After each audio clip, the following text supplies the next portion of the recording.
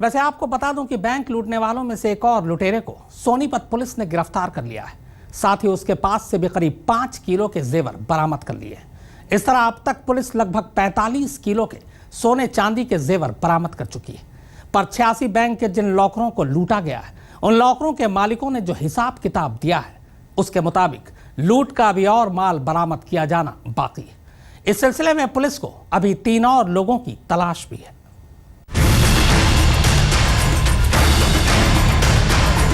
Property के धंधे में नुकसान के बाद महिपाल और सतीश रातों रात अमीर बनना चाहते थे।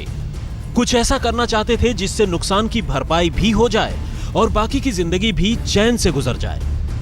लेकिन इसी करने कराने में उन्होंने बैंक लूटने की जो साजिश रची, वो सबसे हटकर और अजीब थी।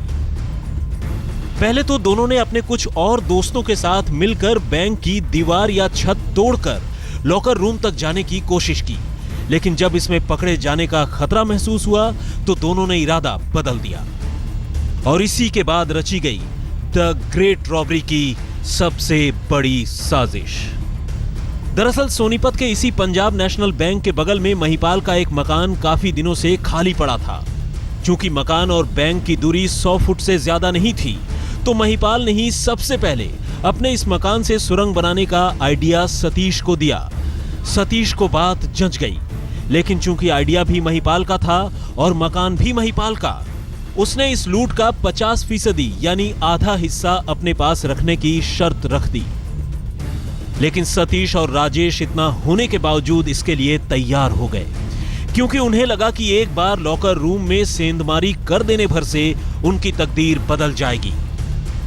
फिर शुरू हुई सुरंग के रास्ते सेंधमारी की कोशिश। महीने भर तक दिन रात खुदाई चलती रही।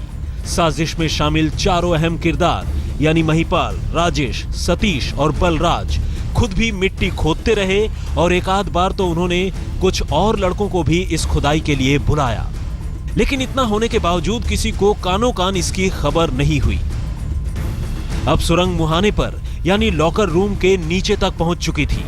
सबको सही वक्त का इंतजार था और वो सही वक्त आया 25 और 26 अक्टूबर यानी शनिवार और रविवार की दरमियानी रात को।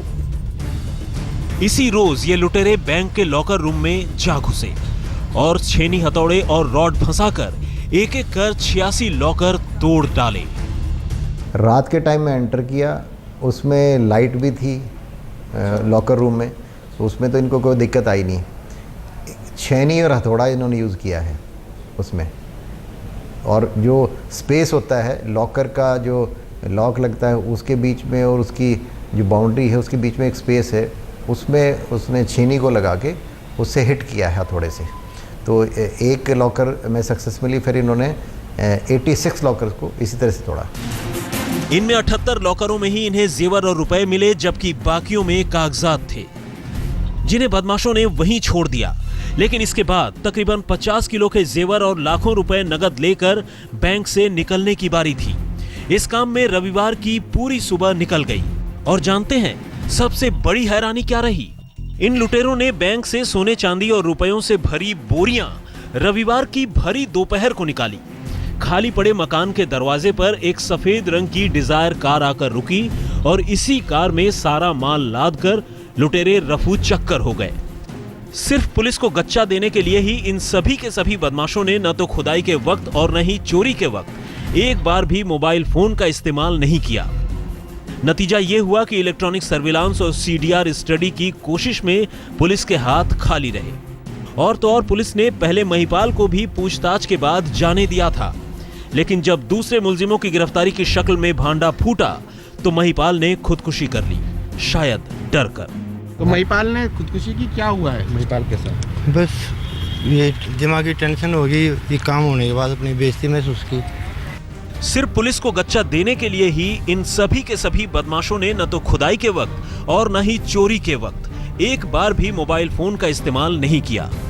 यही वजह है कि पुलिस को कामयाबी भी तभी जाकर मिली जब 10 लाख रुपए के इनाम का ऐलान हुआ।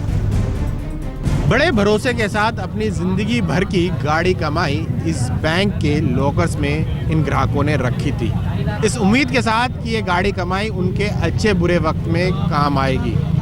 अब बैंक लुट चुका है और ग्राहक सड़क पर बैठे हैं। ग्राहकों को समझ में नहीं आ रहा कि आखिर उनकी गलती क्या है, उनकी लुटी हुई कमाई उनको वापस कैसे मिलेगी, कौन दिलाएगा।